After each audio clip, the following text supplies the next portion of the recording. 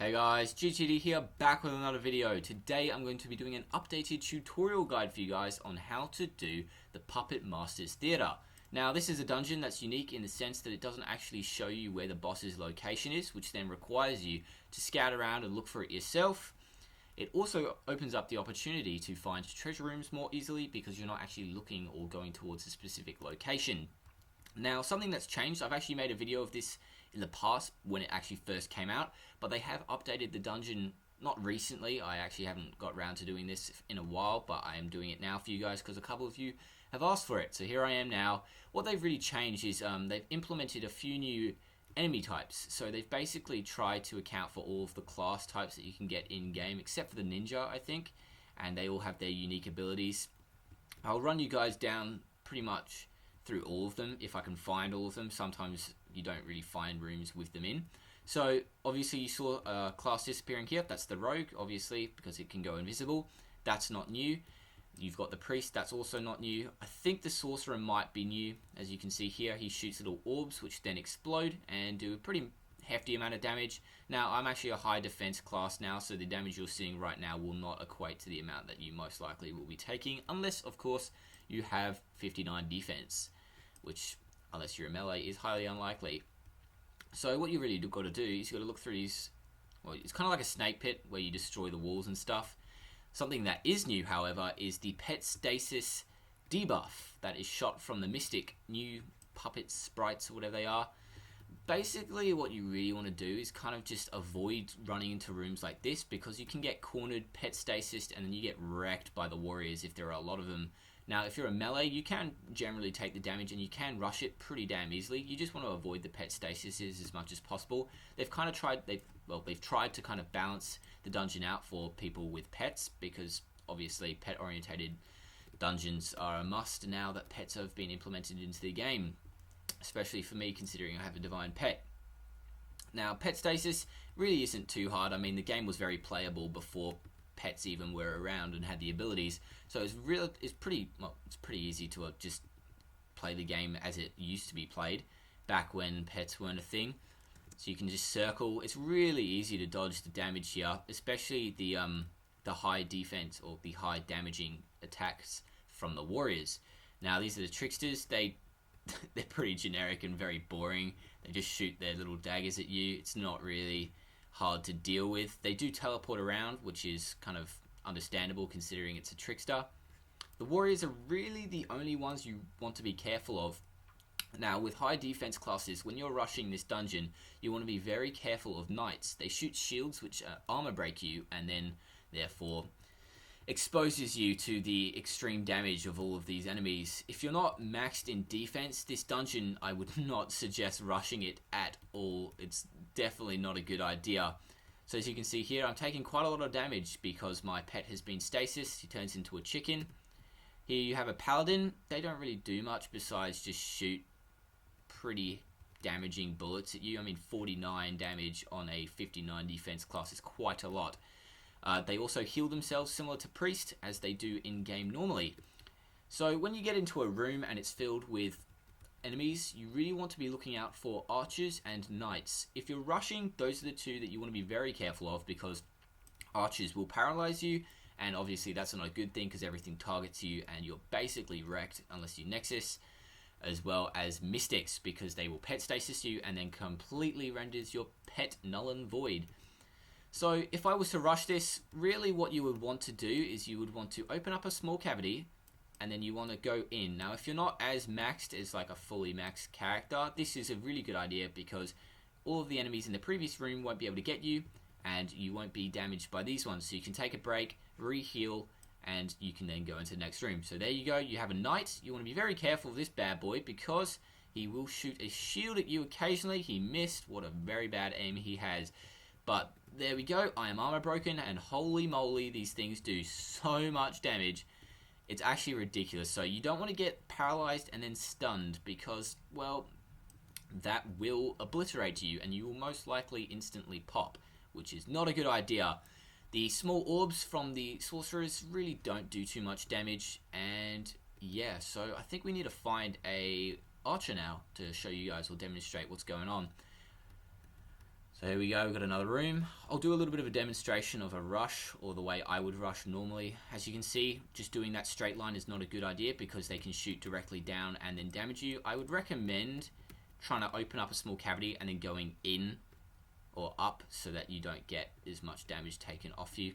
There we go, we have got some archers. I really should not have done this. This was not a good idea at all. We'll go back in. So as you can see, there were archers, which are these little guys here. You've got rogues, and you have knights, as you saw when I rushed in. Now, to take care of these guys, it's probably a good idea to just stay outside and eventually just slowly pick one off at a time. As you can see, I've got quite a lot of damage coming from this ancient stone sword, so I'm pretty safe. Got another one. You see that bullet, the little purple one? That is what will paralyze you, so avoid that at all cost. And yeah, so clear out the knights. If you're rushing on a melee, you can. They're pretty slow. You can just outrun them. But it's the archers. Oh boy, you want to avoid those. They are not good. So if you get paralyzed, don't panic. All you got to do is keep an eye on your health. If it starts going down really quickly and there's no knights around you, then definitely see if you can try and get out of the sticky situation. But if there are knights and they are approaching on you quickly and you're paralyzed, probably not a good idea to stick around too long because you will suffer quite heavily. I would suggest if you're rushing, just taking a couple seconds to analyze what's coming in the next room. Don't just barge in, because sometimes you'll get archer rooms and, well, as I've already described, that's not good. As you can see there, they stacked a couple of bullets up and I took quite a hefty amount of damage. Not a good idea. I'm sorry if this is coming off like as a kind of rushing tutorial, but I am trying to keep it kind of open to anyone who kind of wants to do the dungeon. So if you want to rush or want to learn how to rush, this is kind of how you do it. Or, are you kidding me? What the heck goes on there? Now, we can probably assume that it's not going to be up here. Maybe a treasure room, because the room requires quite a hefty amount of space. Room, pet stasis, be careful. I think, okay, if you get pet stasis and you're not really confident in your ability to just bypass rooms, just wait for it to just go away and then go to the next room. As you can see there, that kind of backfired considering it literally just got it on me again. But it's fine, I've got a lot of health anyway. There's a lot of warriors up there, so I'm just going to quickly go to the side because you don't want to, like 3 warriors shooting down there because you will take a lot of damage. Let's see. Aha, there we go. So this is the room. It's relatively large. He's pretty safe at the moment until you do some damage on him. He will then walk to the center and then start spawning a kind of like a rotationary kind of damage thing. It's really easy to dodge these. Just kind of avoid it. And then he'll charge after you shooting these bullets. It's pretty easy. Now with this one, you don't want to focus on killing these things right away because you will get distracted and then you'll have to do more damage and it will spawn more again. I would suggest trying to avoid them and just circle for as long as possible. So as you can see here, I got armor broken. That's not a good thing. When you're armor broken, you want to be very cautious. And considering he spawns a wizard, which then shoots a spray of bullets, if the wizard stands on top of you and shoots you, you're basically instantly going to die with an armor break. That's kind of the thing. They've paired the two enemies together so that it does do that really damaging effect. So now that this has happened, you want to quickly just retreat. Make sure you've got everything, got your health good and stuff. Then you want to take care of the minions that he previously spawned. Now with this, if you're ranged, it's really easy. You just press your off-center camera button. It allows you to see a little bit further in front.